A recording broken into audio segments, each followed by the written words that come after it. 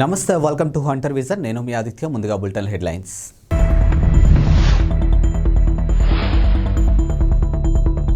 ప్రపంచవ్యాప్తంగా పెరుగుతున్న కరోనా కేసులు కారణం వెల్లడించిన WHO.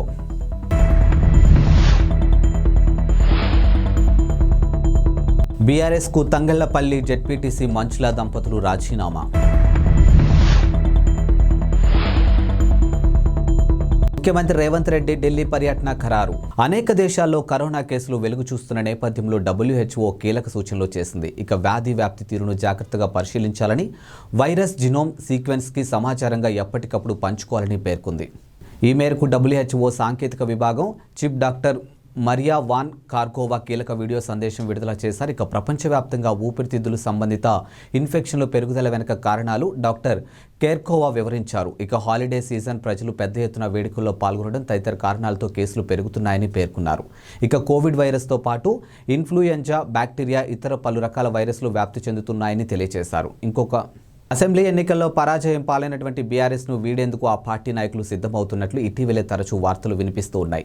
ఈ విషయంలో అధికార పార్టీ నాయకులతో మంతనాలు కూడా జరుగుతున్నట్టు ప్రచారం జరిగింది. మాజీ మంత్రి మల్లారెడ్డి వంటి నాయకులు కాంగ్రెస్కు మద్దతిస్తామని బాహాటంగానే ప్రకటించారు. ఇక తాజాగా రాజన్న సిరిసిల్ల జిల్లా తంగళ్లపల్లి మండల జెడ్పీటీసీ పుర్మాని మంచుల జిల్లా క్రికెట్ అసోసియేషన్ అధ్యక్షుడిగా ఉన్నటువంటి ఆమె భర్త పుర్మాని లింగారెడ్డి బీఆర్ఎస్కు టాటా చెప్పేశారు. ఇక నిన్న పార్టీకి రాజీనామా చేశారు. ఇక మంజుల 2 సార్లు తంగలంపల్లి జెడ్పీటీసీగా గెలుపొందారు. ఇక రాజీనామా అనంతరం మంజుల దంపతులు మాట్లాడుతూ పార్టీలో తమకు సరైన గుర్తింపు లభించడం లేదని, అందుకే రాజీనామా చేసినట్టు తెలిపారు. వీరిద్దరూ త్వరలోనే కాంగ్రెస్ పార్టీలో చేరబోతున్నట్టు ప్రచారం జరుగుతుంది. తెలంగాణ ముఖ్యమంత్రి రేవంత్ రెడ్డి ఢిల్లీ పర్యటన ఖరారైంది. ఈ నెల 17న ఆయన దేశ రాజధాని ఢిల్లీ వెళ్లనున్నారు. ఈ మేరకు ముఖ్యమంత్రి కార్యాలయం అధికారికంగా ప్రకటించింది. ఇక మంత్రివర్గ విస్తరణ గురించి హైకమాండ్తో ఆయన చర్చించనున్నారు. మంత్రివర్గ కసరత్తు ఇప్పటికే పూర్తయినట్టు తెలుస్తుంది. ఇక హోం, విద్య, సాంఘిక సంక్షేమ, మున్సిపల్ వంటి కీలక శాఖలు ఇంకా పెండింగ్లోనే ఉన్నాయి. నామినేటెడ్ పదవుల గురించి కూడా అధిష్టానంతో చర్చించే అవకాశం ఉంది. ఇక లోక్సభ ఎన్నికలు దృష్టిలో పెట్టుకుని పదవులు పంపిణీ జరుగుతున్నట్టు సమాచారం. రేవంత్ రెడ్డి ప్రభుత్వం కొలువు తీరాక డ్రగ్స్పై ప్రత్యేక దృష్టి సారించింది. ఇక మాదక ద్రవ్యాలు ఉక్కుపాదం మోపుతామని, తెలంగాణను డ్రగ్స్ రహిత రాష్ట్రంగా తీర్చిదిద్దామని, డ్రగ్స్తో దొరికితే ఎంతటి వారైనా వదిలిపెట్టేదే లేదని హెచ్చరించారు. హైదరాబాద్ పోలీస్ కమిషనర్ కొత్తకోట శ్రీనివాస్ రెడ్డి కూడా ఇలాంటి ప్రకటన చేశారు. ఇక ఈ నేపథ్యంలో గత రాత్రి హైదరాబాద్ జూబ్లీహిల్స్, బంజారాహిల్స్లోని పలు పబ్బులపై పోలీసులు దాడులు నిర్వహించారు. తనిఖీల్లో తొలిసారి స్నీపర్ డాగ్స్ను ఉపయోగించారు. ఇక న్యూ ఇయర్ వేడుకలు సమీపిస్తుండటంతో సెలబ్రేషన్స్ కోసం పబ్లు సిద్ధమవుతూ ఉన్నాయి. వేడుకల్లో మాదక ద్రవ్యాలు, గంజాయి వంటి విస్తృతంగా ఉపయోగించే అవకాశం ఉందని, పెద్ద ఎత్తున వాటి క్రయ విక్రయాలు జరిగే అవకాశం ఉందని వచ్చిన సమాచారంతో జూబ్లీహిల్స్లోని రోడ్ నెంబర్ 10, 36, 45లోని పలు పబ్లో పోలీసులు తనిఖీలు నిర్వహించారు. ఇక తనిఖీలకు సంబంధించినటువంటి వివరాలను పోలీసులు త్వరలో వెల్లడించనున్నారు. టీడీపీ యువనేత నారా లోకేష్ చేపట్టిన యువగలం పాదయాత్ర నేటితో ముగియనుంది. ఇక విశాఖలోని శివాజీనగర్లో యాత్ర పరిసమాప్తం కానుంది. ఈ ఏడాది జనవరి 27న కుప్పంలో శ్రీ వరదరాజేశ్వర స్వామి పాదాల చెంతన ప్రారంభమైన యాత్ర 97 అసెంబ్లీ నియోజకవర్గాలు, 232 మండలాలు, 2028 గ్రామాల మీదుగా కొనసాగింది. ఇప్పటి వరకు 3032 కిలోమీటర్ల మేర పాదయాత్ర కొనసాగింది. ఇక 70 బహిరంగ సభల్లో లోకేష్ ప్రసంగించారు. ఇక చంద్రబాబు అరెస్టు నేపథ్యంలో పాదయాత్రకు 79వ రోజు పాటు తాత్కాలిక విరామాన్ని ఇచ్చారు. పాక్లో తలదాచుకుంటున్నటువంటి Mumbai under world don Dawood Ibrahim ఆసుపత్రి పాలైనట్లు తెలుస్తుంది. ఇక విషప్రయోగం కారణంగా అతడి ఆరోగ్యం క్షీణించినట్టు వదంతులు బయలుదేరాయి.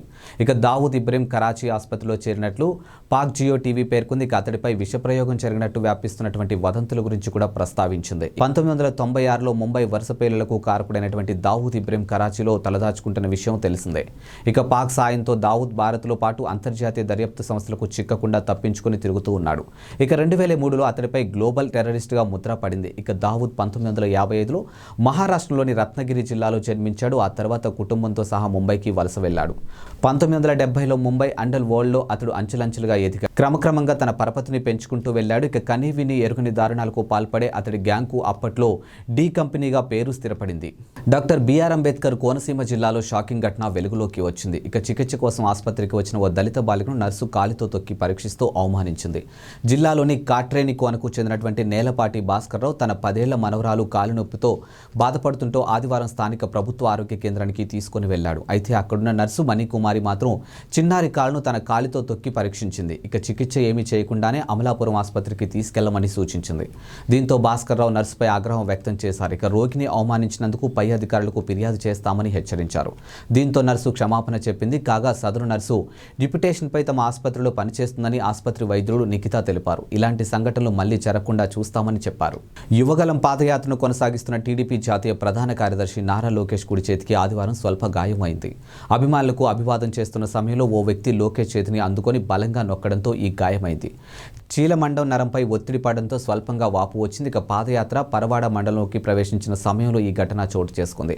అయినప్పటికీ లోకేష్ పాదయాత్రను యథావిధిగానే కొనసాగించారు. ఇక గాయానికి ఐస్ ముక్కలతో మర్దన చేస్తూ ముందుకు కదిలారు. అయితే అభిమానులతో కరచలనానికి ఎడమ చేతిని ఉపయోగించారు. కాగా యువగలం పాదయాత్ర 225 రోజు తోటాడ స్మార్ట్ సిటీ నుంచి మొదలుపెట్టారు. బరణికం గ్రామం వద్ద పాదయాత్ర పెందుర్తి అసెంబ్లీ నియోజకవర్గంలోకి ప్రవేశించింది. ఈ సందర్భంగా టీడీపీ జనసేన శ్రేణులు పెద్ద ఎత్తున స్వాగతం పలికారు. Tirusapalli Venkatapuram, Paravada, Gorla Vanipalem, Chintala Gorlavanipalem, Jujuvanipalem, Desapatrunipalem, steel plant, gate sector 10, bus stop sector 5 complex మీదుగా పాదయాత్ర సాగింది. పరవాడ సంతబయలు వద్ద పంచగ్రహాల ప్రజలతో లోకేష్ సమావేశం మేరకు ఎల్జీ పాలిమర్స్ బాధితులకు, పరవాడ గ్రామ డ్వాక్రా మహిళలకు, కాపు సామాజిక వర్గీయులకు, నిరుద్యోగులు వారి సమస్యలపై లోకేష్కు వినతి పత్రాలు అందించారు. ఇక టీడీపీ ప్రభుత్వం 3 నెలల్లో అధికారంలోకి వస్తుందని, న్యాయమైన వినతులు పరిశీలిస్తామని ఆయన హామీ ఇచ్చారు. గాజాలో అతిపెద్ద స్వరంగాన్ని గుర్తించామని ఇజ్రాయెల్ సైన్యం ఆదివారం ప్రకటించింది. ఇక సరిహద్దు వద్ద ఎరేజ్ క్రాసింగ్ కు 400 మీటర్ల దూరంలో దీన్ని గుర్తించినట్లు వెల్లడించింది. ఇక చిన్న వాహనాలు సునాయాసంగా ప్రయాణించేంత పెద్దదిగా ఈ సొరంగం ఉందని వివరించింది. ఈ సొరంగం నిర్మాణానికి కొన్నేళ్లు పట్టి ఉండొచ్చని, భారీగా నిధులు ఖర్చయి ఉండొచ్చని ఇజ్రాయెల్ సైన్యం భావిస్తోంది. అక్టోబర్ 7న దాడుల సూత్రధారి హమస్ చీఫ్ సోదరుడు మహ్మద్ ఈ ప్రాజెక్టుకు నేతృత్వం వహించినట్లు సైన్యం వెల్లడించింది. ఈ సొరంగం తాలూకా వీడియోను కూడా ఇజ్రాయెల్ సైన్యం విడుదల చేసింది. సొరంగంలో భారీ ఎత్తున ఆయుధాలు కూడా లభ్యమయ్యాయని ఇజ్రాయెల్ అధికారులు తెలిపారు.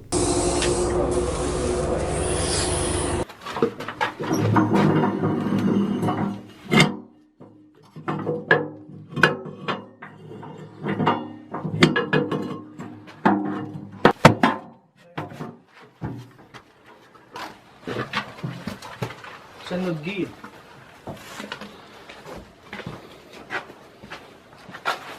جميل الزوايا خلصنا عادي هيش انا في ميه هنا يا جماعه هي هذه الميه نشفه اي لا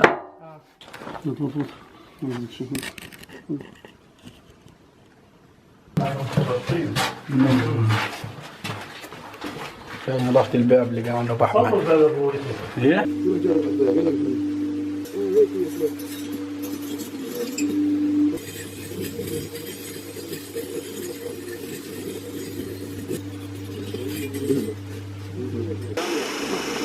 صوت شيء خلص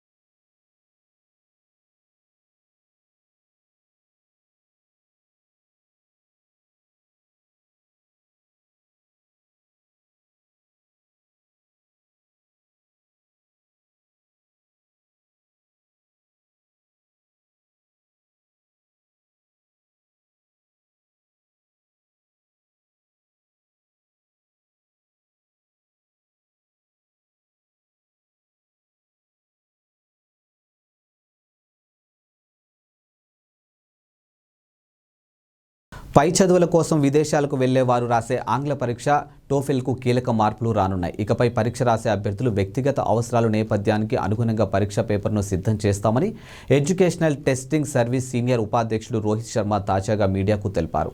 ఉదాహరణకు జర్మనీ, భారత్ విద్యార్థులకు వారి పూర్వపరాపాలకు అనుగుణంగా వేరువేరు పరీక్షలు పేపర్లు ఉంటాయని వివరించారు. అభ్యర్థి చదవబోయే కోర్సుకు అనుగుణంగా కూడా మార్పులు ఉంటాయని వివరించారు. ఇక పరీక్షలో ఆర్టిఫిషియల్గా ఇంటెలిజెన్సీ సాంకేతికాలను ఉపయోగించుకుంటామని పేర్కొన్నారు. టీడీపీ అధినేత చంద్రబాబు హైదరాబాద్లో జనసేన పవన్ కళ్యాణ్ ఇంటికి ఇంటికి రావడం రాజకీయ వర్గాల్లో చర్చాంశనీయంగానూ మారింది. ఈ భేటీపై జనసేన పార్టీ రాజకీయ వ్యవహారాల కమిటీ చైర్మన్ నాదెండ్ల మనోహర్ మీడియాకు వివరాలు తెలిపారు. పవన్ కళ్యాణ్, చంద్రబాబు వివిధ అంశాలపై 2.5 గంటల పాటు చర్చిస్తారని వెల్లడించారు. ఇక రాష్ట్ర ప్రజలకు మంచి భవిష్యత్తు అందించే దిశగా చర్చలు సాగాయని తెలిపారు. ఇక వైసీపీ విముక్త ఏపీ కోసం ఎలా కలిసి పనిచేయాలో చర్చించుకున్నట్లు నాదెండ్ల వివరించారు. ఎన్నికలకు ఎలా వెళ్లాలనే వ్యూహంపై చంద్రబాబు, పవన్ కళ్యాణ్ చర్చించారు. ఇక ఏపీకి చక్కటి పరిపాలన ఎలా అందించాలనే దానిపై చర్చ జరిగింది. పార్టీ పరంగా సంస్థాగతంగా తీసుకున్నటువంటి నిర్ణయాలకు కూడా సమావేశంలో ప్రస్తావనకు వచ్చాయి. ఇక భవిష్యత్తులోనూ 2 పార్టీ శ్రేణులు ఐక్యంగా ముందుకు వెళతాయి. ఇక మిగతా విషయాలు త్వరలో వెల్లడిస్తామని నాదెండ్ల పేర్కొన్నారు. మెక్సికోలో కాల్పుల మోతా మోగింది. ఇక గువానాజువాటోలో రాష్ట్రంలోని సాల్వాటియోరా పట్టణంలో ఆదివారం తెల్లవారుజామున క్రిస్మస్ సీజన్ పార్టీ నుంచి ఇళ్లకు తిరిగి వెళ్తున్న వారిపై ఓ దుండగుడు కాల్పులు జరిపాడు. ఈ ఘటనలో 16 మంది మృత్యువాత పడ్డారు. పలువురికి తీవ్రంగానూ గాయపడ్డారు. ఓసాడా అని పిలిచే క్రిస్మస్ పార్టీ తర్వాత ఈవెంట్ హల్చల్ నుంచి జనాలు బయటికి వస్తున్న సమయంలో దుండగుడు కాల్పులకు తెగపడ్డాడని స్థానికులు మీడియా కథనాలు వెల్లడించాయి. కాగా మెక్సికోలోని సలామాకాం నగరంలో జరిగినటువంటి మరో కాల్పుల ఘటనలో 4 వ్యక్తులు మరణించారు. అయితే ఈ ఘటనకు సంబంధించిన వివరాలు ఇంకా వెల్లడి కాలేదు. ఇదిలా ఉంచితే మెక్సికో రాజధాని మెక్సికో సిటీకి నైరుతి దిశలో 130 కిలోమీటర్ల దూరంలో ఉన్నటువంటి టెక్సాకల్ టిట్లాన్ గ్రామంలో చోటు చేసుకున్నటువంటి ఘర్షణ దేశవ్యాప్తంగా సంచలనం సృష్టించింది. ఇక సాయుధులు, క్రిమినల్ గ్యాంగ్ స్థానికుల మధ్య ఘర్షణతో అక్కడ హింస చెలరేగింది. ఈ ఘటనలో 11 మంది ప్రాణాలు కోల్పోయారని పోలీసులు తెలిపారు. వేట కొడవళ్లు, వేట తుపాకీలతో దాడులు చేసుకున్నారు. ఈ ఘటనకు సంబంధించినటువంటి దృశ్యాలు సోషల్ మీడియా మాధ్యమాల్లో చక్కర్లు కొడుతున్నాయి. ఇవాల్టి బులెటిన్ అప్డేట్స్. మరో బులెటిన్తో మళ్ళీ కలుద్దాం. అంతవరకు సెలవు. నమస్కారం.